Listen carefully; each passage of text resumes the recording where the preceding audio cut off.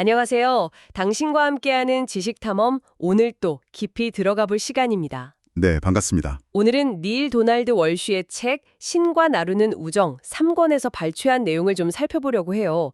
이게 신과의 대화 형식이잖아요. 맞아요. 그래서 좀 더 쉽게 읽히면서도 생각할 거리를 많이 던져주죠.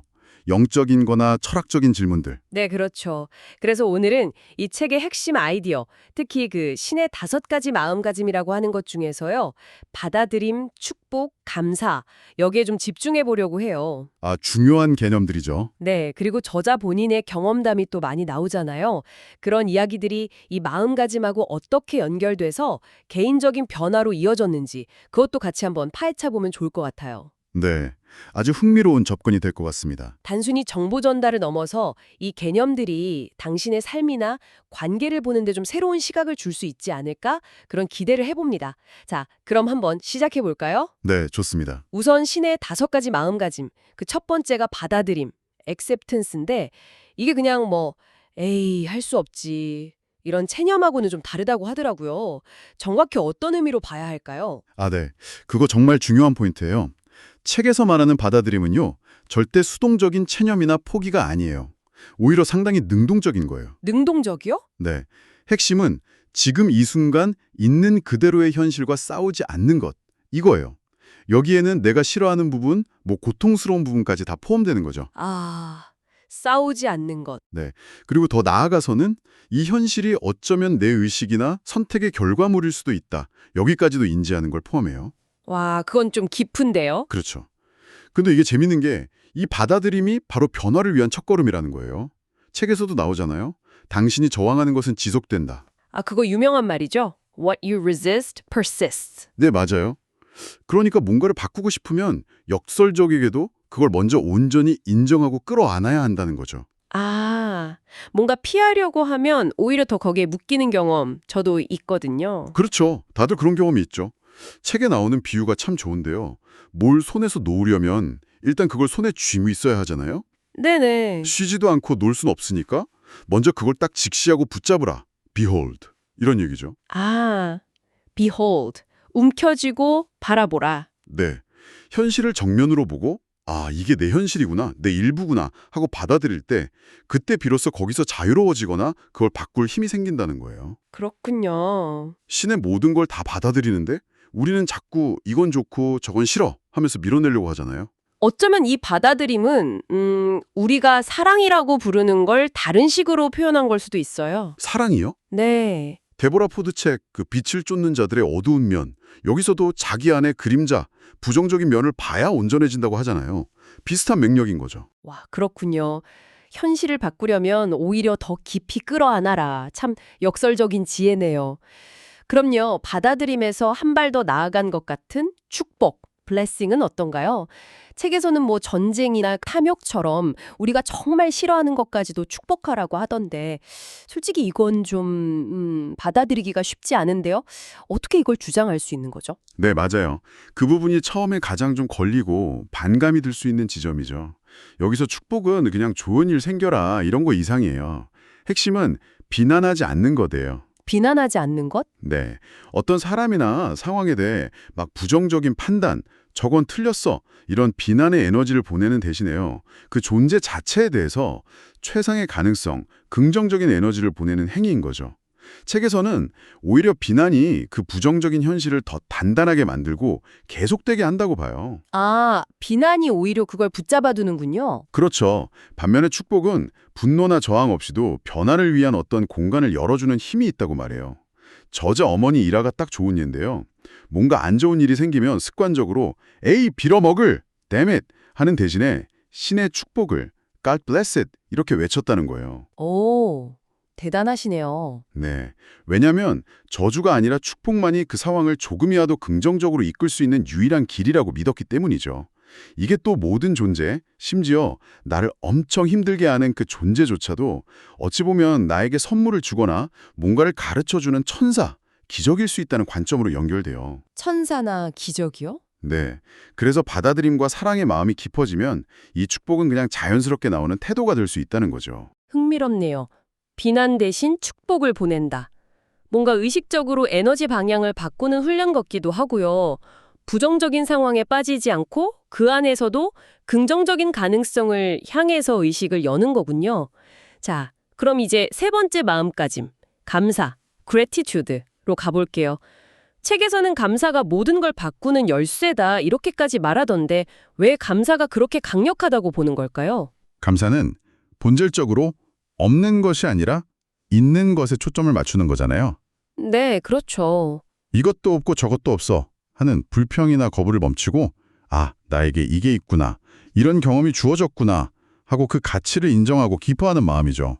심지어 당장은 이게 왜 좋은 건지 어떤 선물이 있는지 잘 안 보여도 그 경험 자체에 감사하는 거예요. 경험 자체에 감사한다. 네.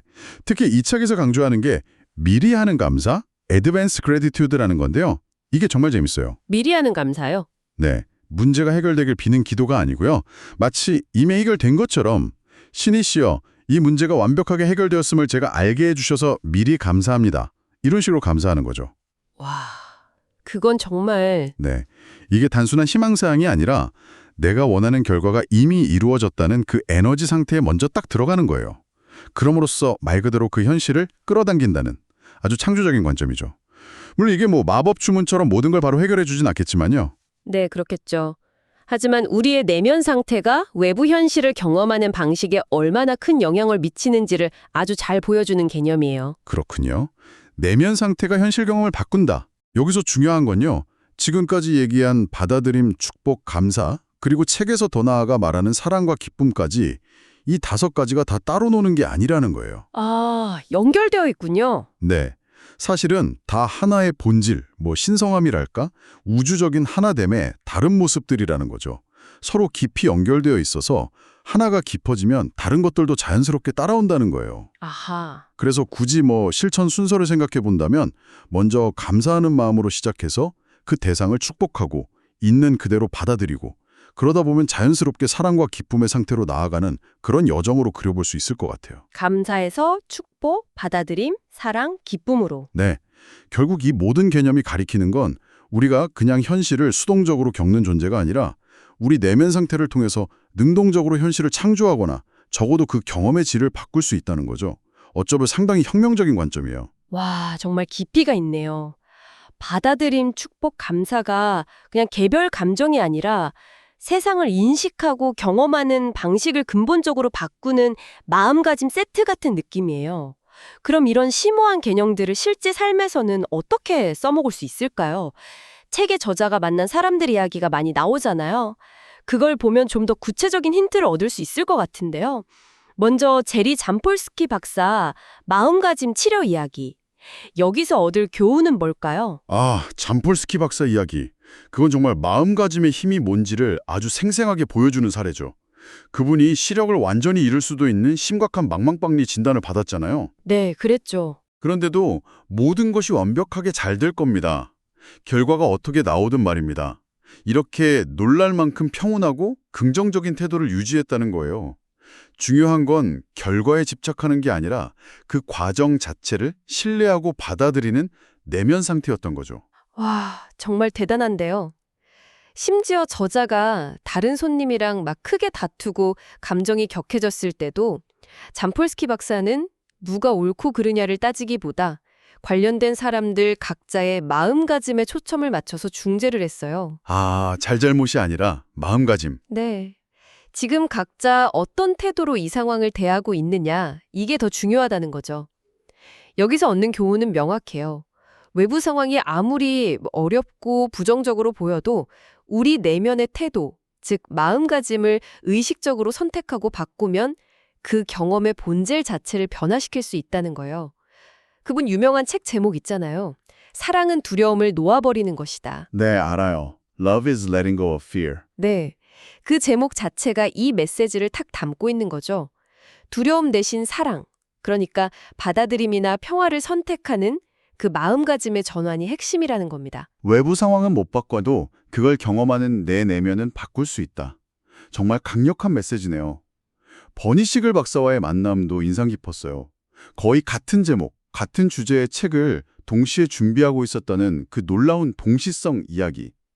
이 일화는 우리에게 뭘 말해줄까요? 아, 시겔 박사 에피소드. 이것도 참 여러 가지 중요한 통찰을 주는데요. 첫째는 경쟁이 아니라 상생, 그러니까 은혜롭게 사는 삶의 태도예요. 은혜롭게 사는 삶. 네.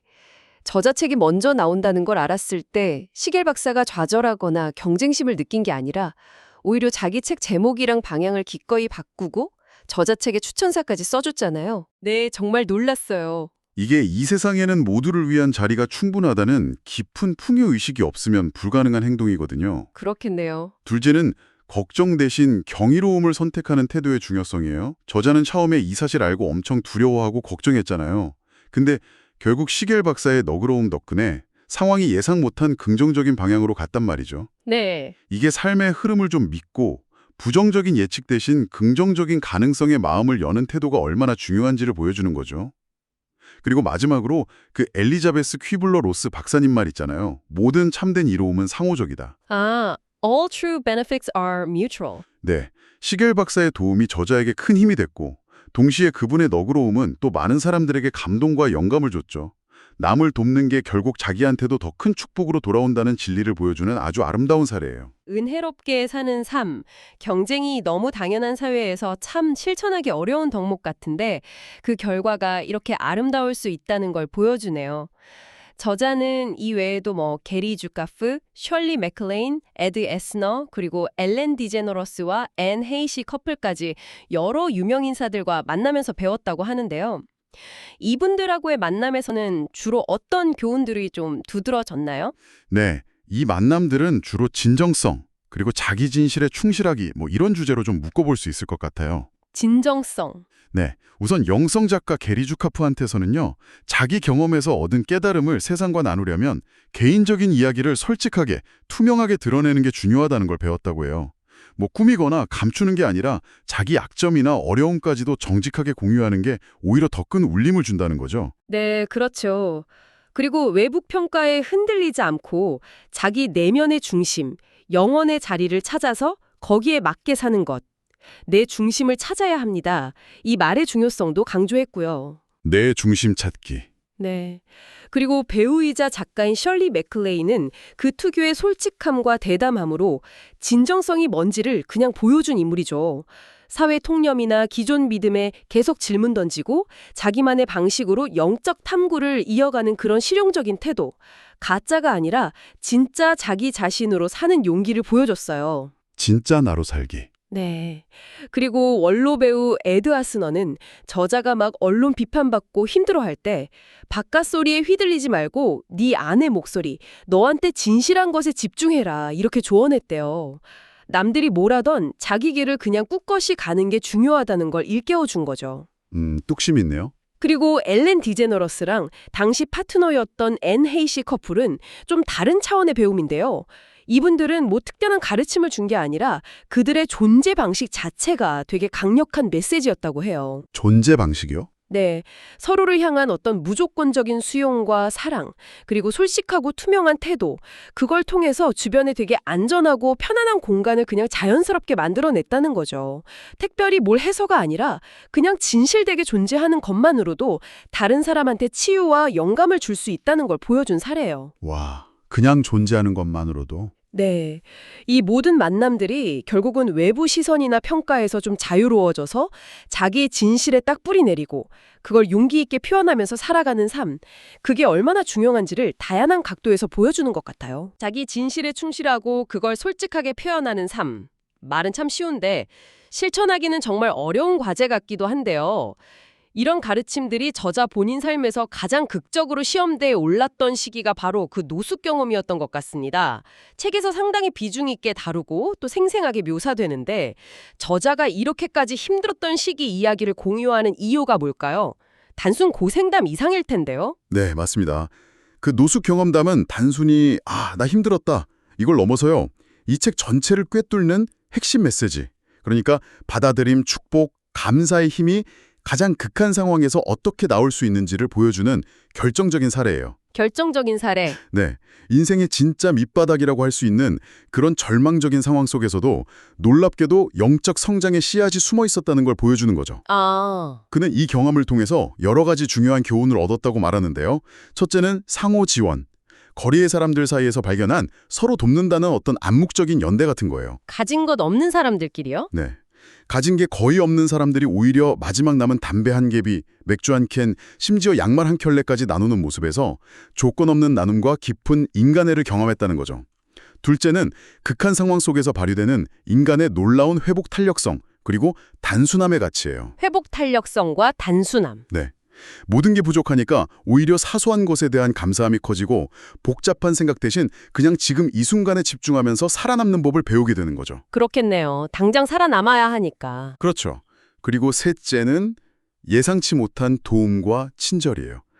우연히 라디오 인터뷰 기회를 얻었는데 캠프장 다른 노숙자들이 막 돈을 십실반 모아주고 옷 빌려주고 다려주고 심지어 밤새 텐트 지켜주고 전혀 기대하지 않았던 따뜻한 도움을 받았다는 거예요. 와, 감동적이네요. 네. 이게 그에게는 절망 속에서도 희망을 보게 하고 모든 사람 안에 어떤 신성한 불꽃이 있다는 걸 깨닫게 하는 아주 강력한 경험이었죠. 네. 결국 이 노숙 경험은 그에게 인생의 끝이 아니라 오히려 영적인 여정의 새로운 시작점이었던 거예요. 가장 어둡고 비참해 보이는 순간조차도 받아들임, 축복, 감사의 렌즈로 보면 그 안에서 성장의 기회와 숨겨진 선물을 발견할 수 있다는 걸 온몸으로 겪은 거죠. 아, 그래서 그 경험을 공유했군요. 네, 책에서 계속 나오는 말 있잖아요. 나는 너희에게 오직 천사만을 보내주었다. 이 메시지가 바로 이 경험과 깊이 연결돼요. 어떤 경험, 어떤 만남도 우연이 아니고 심지어 가장 고통스러운 상황조차 우리를 성장시키기 위한 변장한 축복일 수 있다는 관점을 아주 극명하게 보여주는 거죠. 뭐 진짜 가해자나 피해자는 없고 모든 건 배움과 성장을 위한 기회다. 이 책의 핵심 사상이 바로 이 밑바닥 경험을 통해 생생하게 증명되는 셈이에요. 정말 극한의 고통 속에서 오히려 가장 심오한 영적 진리를 발견했다는 이야기가 놀랍습니다. 모든 경험은 변장한 천사다. 이 메시지가 노숙 경험담을 통해 훨씬 더 깊게 와닿는 것 같네요. 자, 그럼 이제 이 모든 내용을 좀 종합해볼 시간인데요. 신성한 마음가짐에 대한 철학적인 이야기부터 아주 현실적인 인생 밑바닥 경험까지 이 자료들이 궁극적으로 우리 청취자분들에게 전하고자 하는 핵심 메시지, 뭐라고 정리할 수 있을까요? 핵심은 결국 내면의 힘에 대한 이야기인 것 같아요. 우리의 경험, 우리가 인식하는 현실이라는 게 외부 조건에 의해 그냥 결정되는 게 아니라는 거죠. 네. 그것을 바라보는 우리 자신의 내면적 태도, 특히 받아들임, 축복, 감사의 마음가짐에 의해서 훨씬 더 강력하게 형성된다는 거예요. 모든 사람, 모든 경험을 잠재적인 스승이나 선물로 바라보는 상호 연결성에 대한 깊은 이해를 계속 촉구하고요. 상호 연결성. 그리고 이 모든 것의 바탕에는 자기 사랑과 자기 용서의 중요성이 딱 자리 잡고 있어요. 책 표현을 빌리면 너희 자신을 사랑하라. 신을 위하여. Love yourselves for God's sake. 이 외침이죠. 아, 자신을 사랑하라. 네, 자신을 온전히 받아들이고 사랑할 때 비로소 다른 사람과 세상을 진짜로 받아들이고 사랑할 수 있다는 겁니다. 결국 이 자료들은 삶의 어려움이나 고통스러운 관계를 실패나 불행으로만 보지 말라는 거예요. 대신에 우리 안의 신성함, 즉 참된 자신을 발견하고 다시 기억해낼 수 있는 아주 소중한 성장 기회로 바라보도록 관점의 전환을 아주 강력하게 제안하고 있습니다. 외부 상황이 어떻든 궁극적인 변화와 성장의 열쇠는 내 안에 있다. 이 말씀이시군요. 어떻게 보면 참 당연한 말 같은데 일상에서는 자꾸 잊어버리게 되는 진리 같아요. 맞아요. 그래서 이 자료들은 끊임없이 당신에게 도전장을 내미는 것 같아요. 지금 당신이 겪고 있는 어려움, 당신을 힘들게 하는 그 사람이나 상황에 대한 당신의 관점을 한번 재구성해 보라고요. 관점을 재구성하라. 네, 당신의 반응, 당신의 해석이 곧 당신의 현실을 창조하는 강력한 힘을 가지고 있다는 사실을 계속 일깨워주면서요. 마지막으로요. 오늘 나눈 이야기들 바탕으로 당신이 혼자 조용히 한번 곱씹어 볼 만한 질문 하나 던져볼까 합니다. 이 책이 계속 강조하잖아요. 당신 삶에 나타나는 모든 것, 모든 사람은 변장한 모습일지라도 오직 당신을 돕기 위한 천사이고 기적이라고요. 자, 그렇다면 한번 이렇게 생각해 보는 건 어떨까요? 네, 당신의 삶에서 바로 지금 당신을 가장 힘들게 하거나 괴롭히는 그 사람 혹은 그 상황이 사실은 당신이 한 단계 더 성장하기 위해서 무언가를 배우거나 받아들이거나 축복하거나 혹은 감사해야 할 그 숨겨진 선물이나 교훈을 가져다주는 변장한 천사 중 하나라면, 만약 그렇다면 그 천사가 당신에게 건네는 숨겨진 선물은 과연 무엇일까요? 생각해 볼 만한 질문이네요. 네, 깊이 성찰해 볼 만한 질문인 것 같습니다. 오늘 저희가 준비한 이야기는 여기까지입니다. 당신의 일상에 작은 영감과 성찰의 계기가 되었기를 바랍니다. 네, 함께 해주셔서 감사합니다.